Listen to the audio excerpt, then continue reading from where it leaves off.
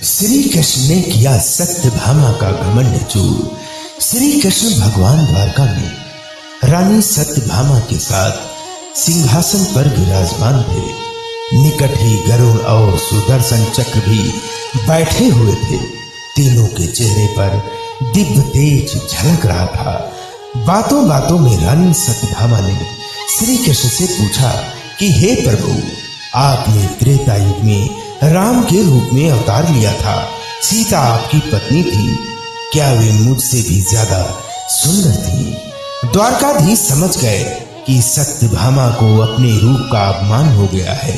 ठीक उसी समय गरुड़ ने कहा कि भगवान, क्या दुनिया में मुझसे भी ज्यादा तेज गति से कोई उड़ सकता है? इधर सुदर्शन चक्र से भी रहा नहीं गया और वे भी कह उठे कि भगवान, मैंने बड़े बड़े युद्धों में आपको विजय श्री दिलवाई है, क्या संसार में मुझसे भी शक्तिशाली कोई है?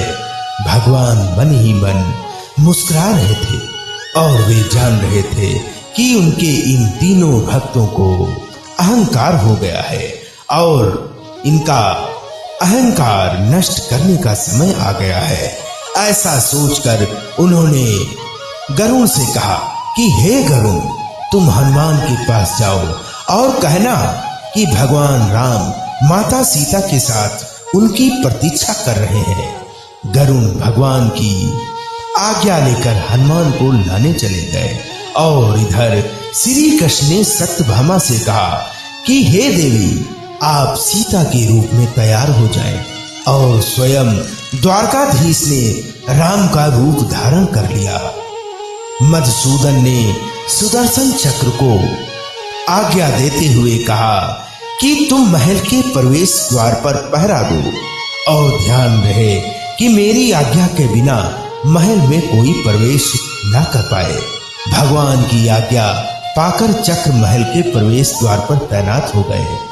गरुड़ ने हनुमान के पास पहुंचकर कहा कि हे वानर श्रेष्ठ, भगवान राम माता सीता के साथ द्वारका में आपसे मिलने के लिए प्रतीक्षा कर रहे हैं और आप मेरे साथ चलें। मैं आपको अपनी पीठ पर बैठाकर शीघ्र ही वहां ले जाऊंगा। हनुमान ने विनय पूर्वक गरुड़ से कहा, आप चलिए, मैं आता हूं।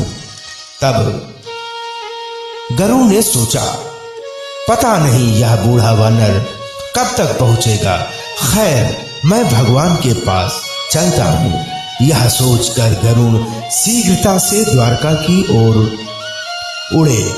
पर यह क्या, महल पहुंचकर गरुड़ देखते हैं कि हनुमान तो उनसे पहले ही महल में प्रभु के सामने बैठे हैं।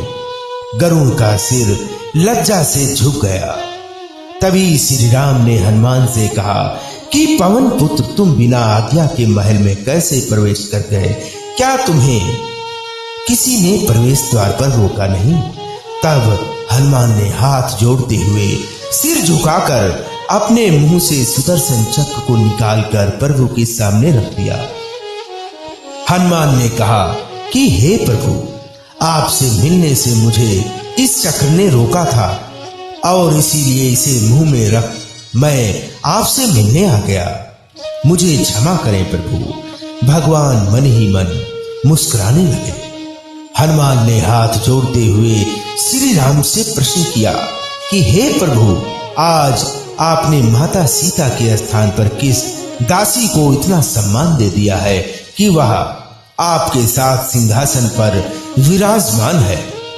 अब रानी सत्यभामा का अहंकार भंग होने की बारी थी और उन्हें सुंदरता का बहुत अहंकार था, जो पल भर में चूर हो गया था। रानी सत्यभामा, सुदर्शन चक्र व गरुड़ जी तीनों का गर्व चूर चूर हो गया और वे भगवान की लीला समझ रहे थे। तीनों की आंखों से आंसू बहने लगे और वे भगवान के चरणों में झुक गए और ये लीला प्रभु की अपने भक्तों के अहंकार को अपने भक्त द्वारा ही दूर कर दिया था प्रभु ने। और इस कहानी से हमें यह शिक्षा मिलती है कि जीवन में कभी भी अहंकार नहीं करना चाहिए। जरूरी नहीं है कि आज जो आपके पास है वह आने वाले समय में भी होगा। अपने अंदर जरा सा भी अगर अहंकार आने लगे तो स्वयं ठाकुर जी हमसे दूर हो जाते हैं। ठाकुर जी को निस्वार्थ भक्तों की ही जरूरत है और अहंकारी भक्तों की नहीं। तो प्रेम से बोलिए जय श्री कृष्णा, जय सीताराम।